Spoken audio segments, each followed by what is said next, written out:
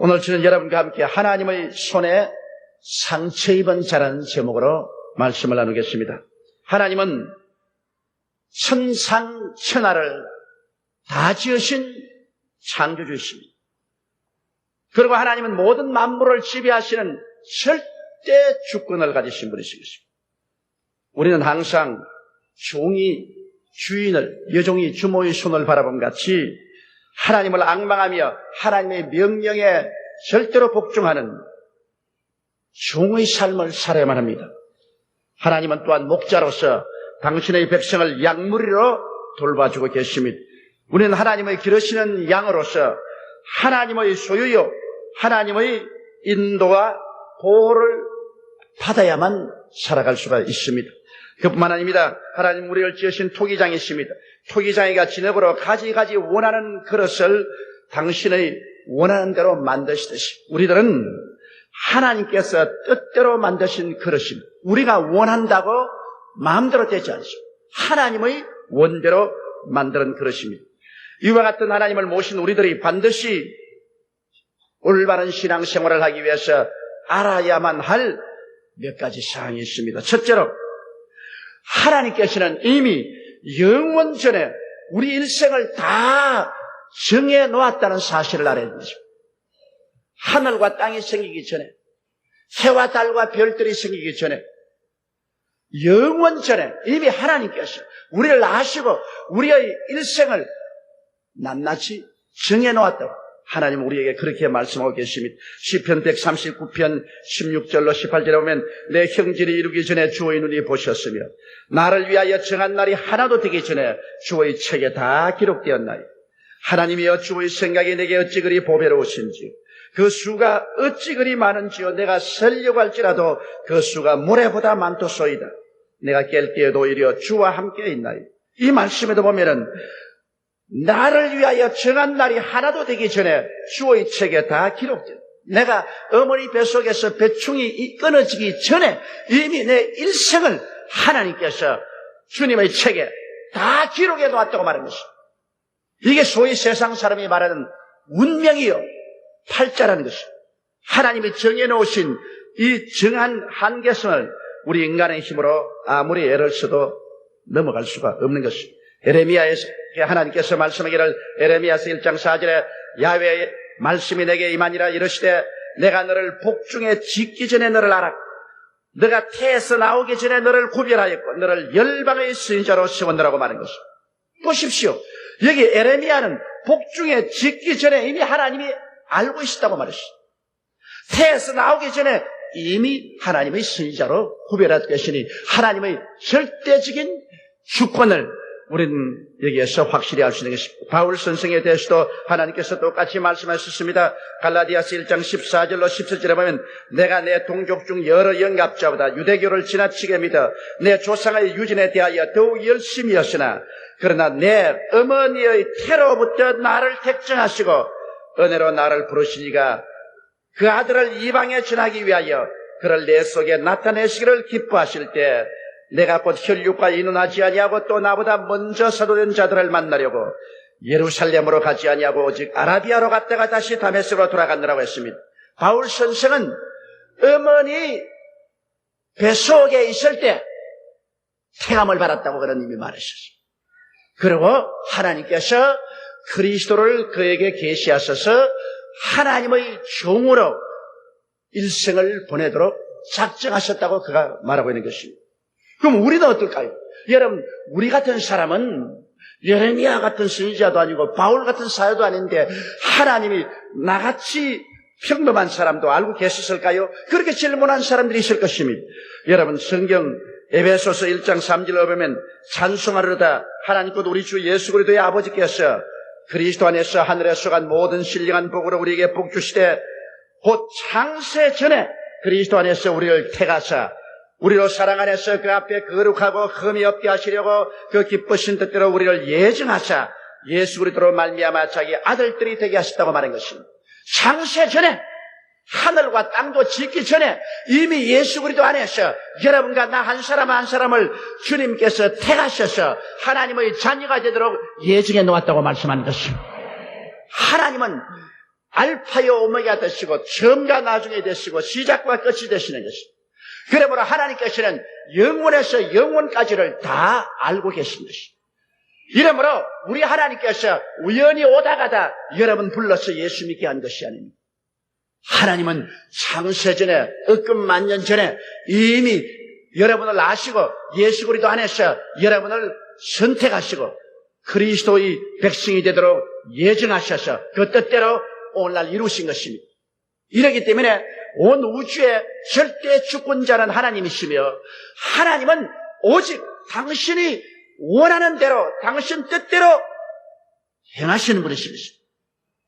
이 하나님을 대적해서 일어서는 자는 어리석은 자인 것입니다. 그러므로 우리가 하나님의 절대 주권과 하나님의 예정을 우리 마음속에 깊이 알고 하나님을 섬겨야 되는 것입니다.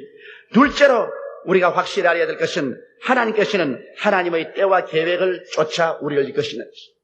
우리 마음대로 싸울 수 없습니다. 하나님은 하나님이 우리에 대한 계획을 가지고 있습니다. 어린아이로 태어나서 너는 어떤 소년기, 어떤 청년기, 어떤 장년기, 어떤 노년기를 보내라.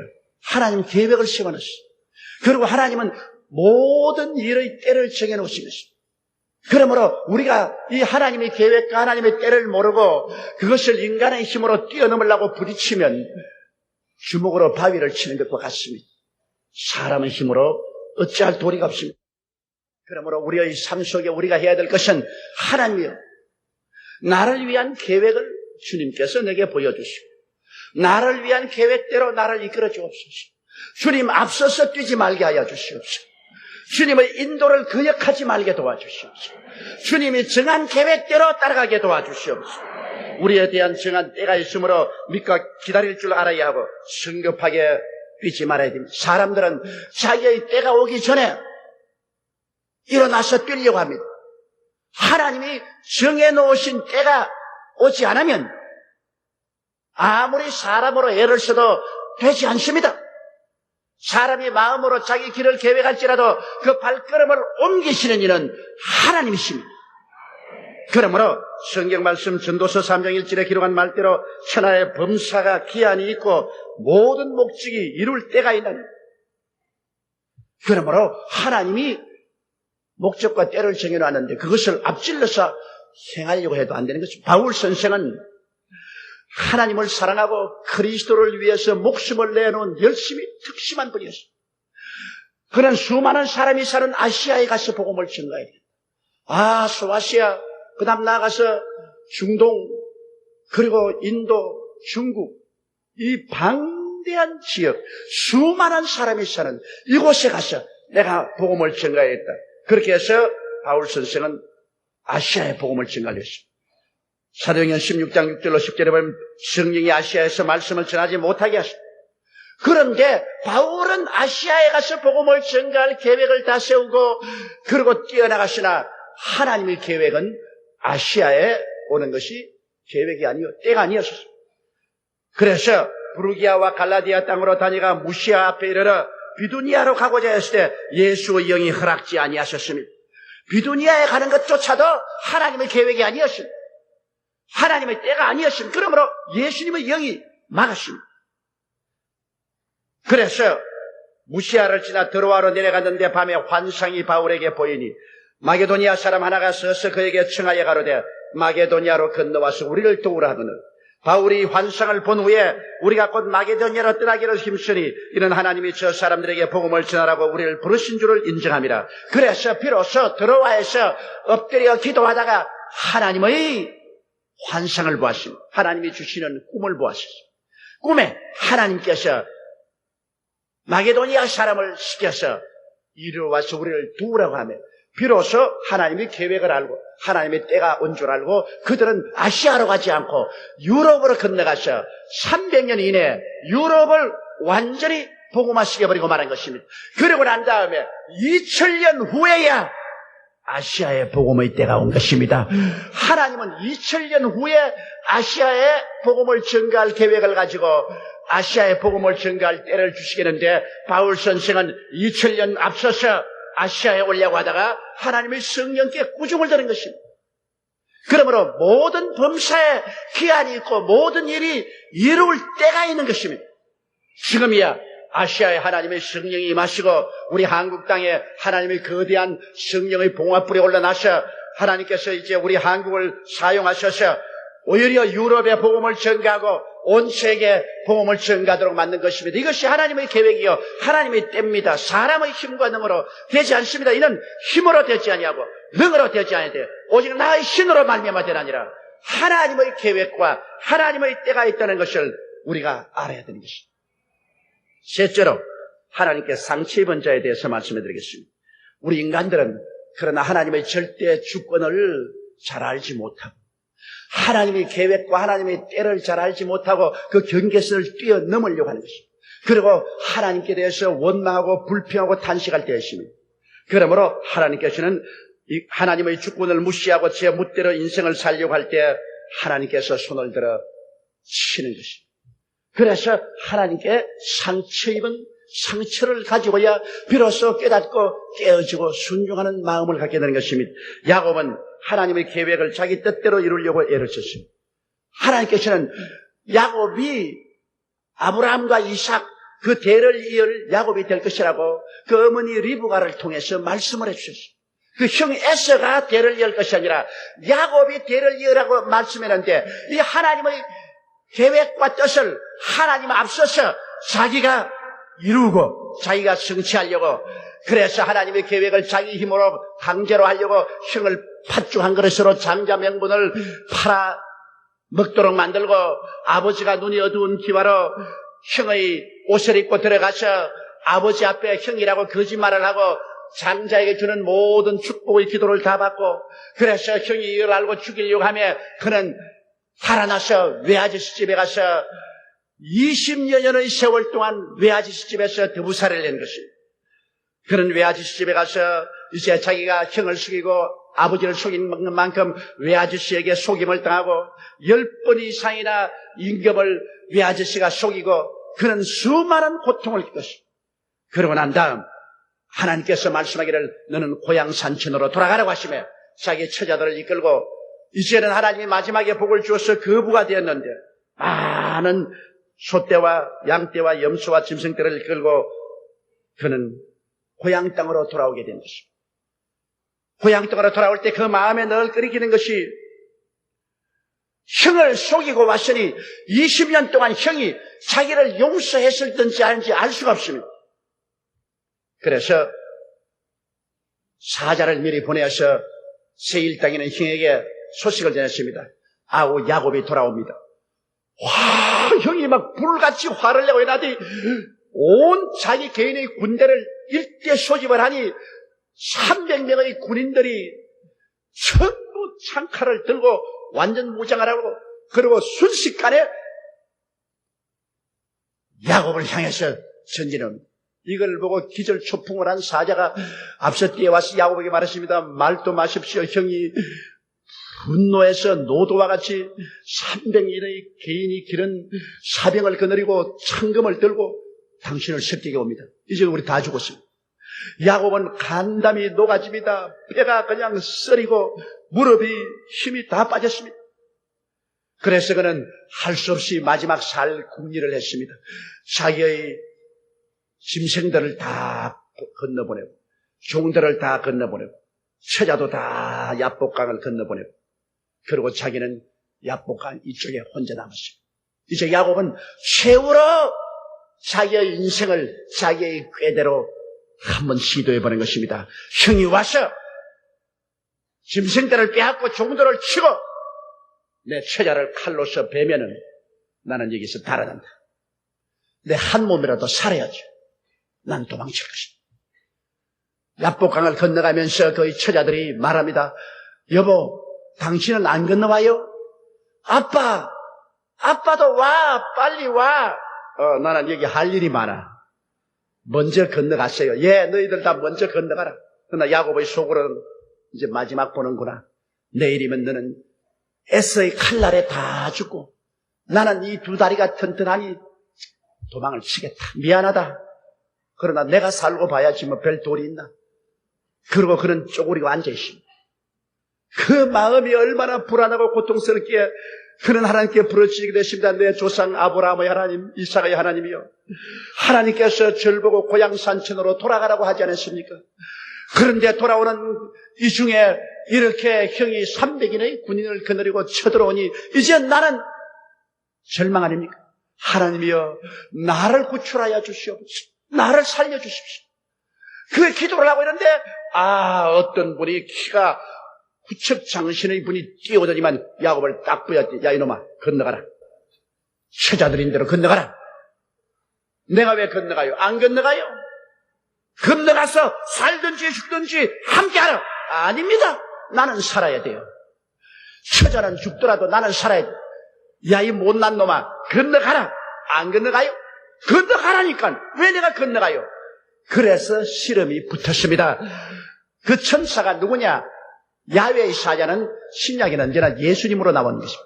예수님과 씨름을 하는 것입니다. 예수님이 건너가라 그러고 그는 안 건너가겠다 그러고, 예수님이 밀면 자기는 더 크게 밀고, 예수님이 발을 걸어 넘어뜨리면 자기도 예수님을 발을 걸어서 넘어뜨리고, 이거 밤새도록 레슬링을 합니다.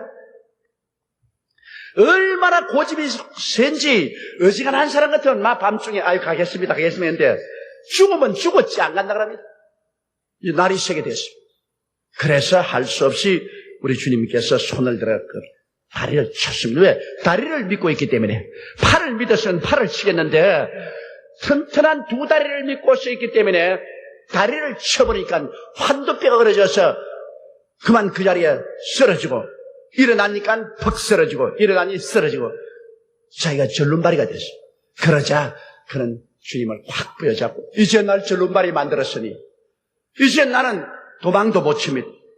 이제 날 축복해 주셔야지. 날 축복해 주면 이제 난 못 살아요. 이제 나는 내 꾀를 의지할 수도 없고 내 두 다리도 의지할 수 없습니다. 이젠 당신만 의지하오니 당신 나를 복 안 주면 나는 이제 끝이 났습니다. 너 이름이 뭐냐?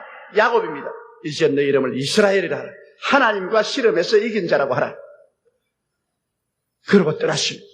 그는 일어나 보니 다리가 쩔뚝쩔뚝했습니다. 그러나 이제는 도망칠 수 없습니다. 하나님께 상처 입은 사람이 되었습니다.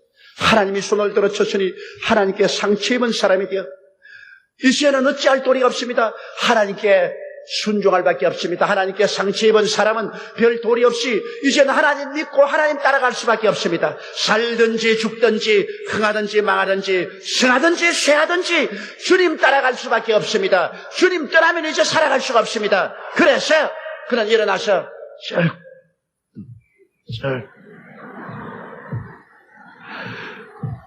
이러면서 야복강을 건너서 처자 있는 곳에 왔습니다. 부인과 애들이 보고 눈이 휘둥을 했습니다.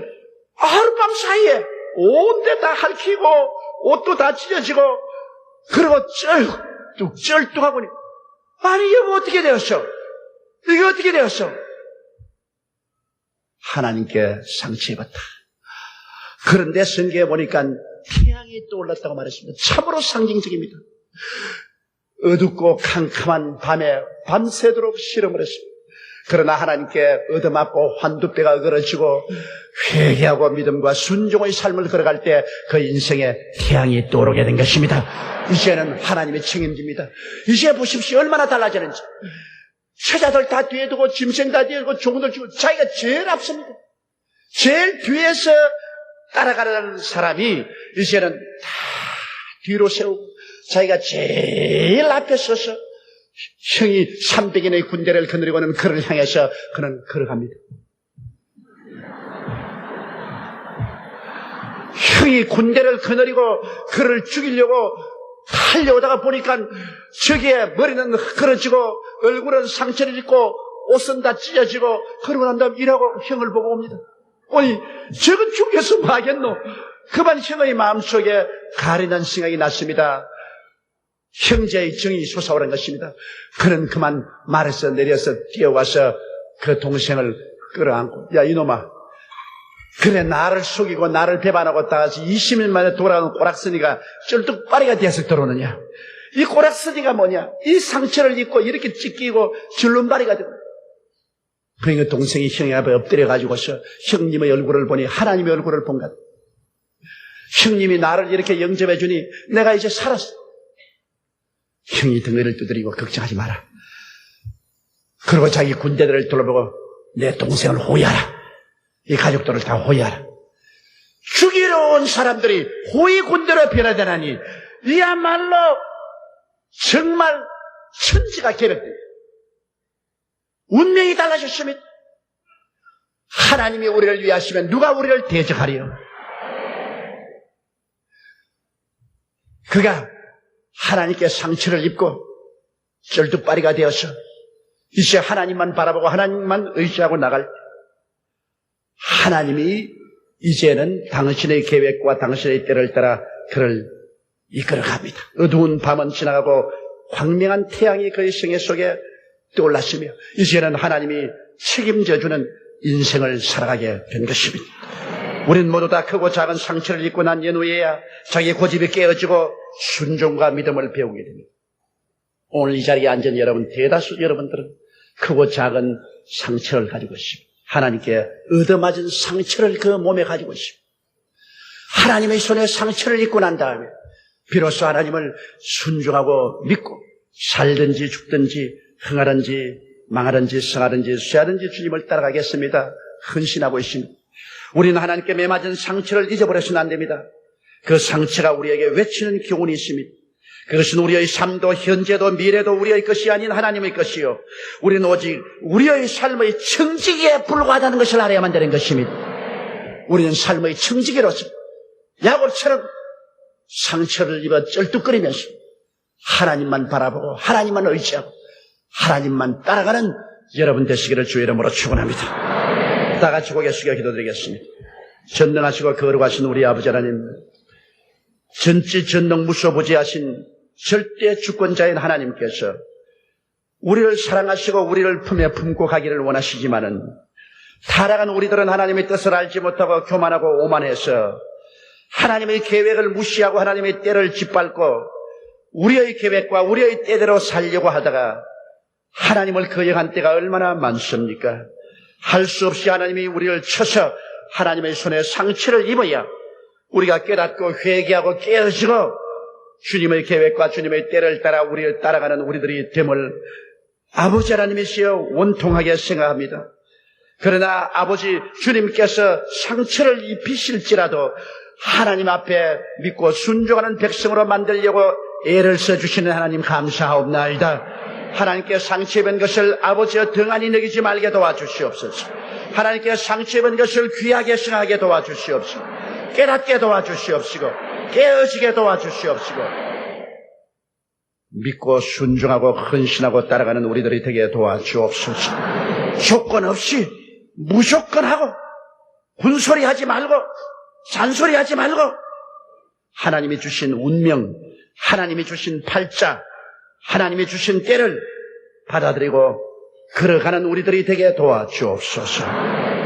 우리 주 예수님 이름으로 기도드리옵나이다. 아멘.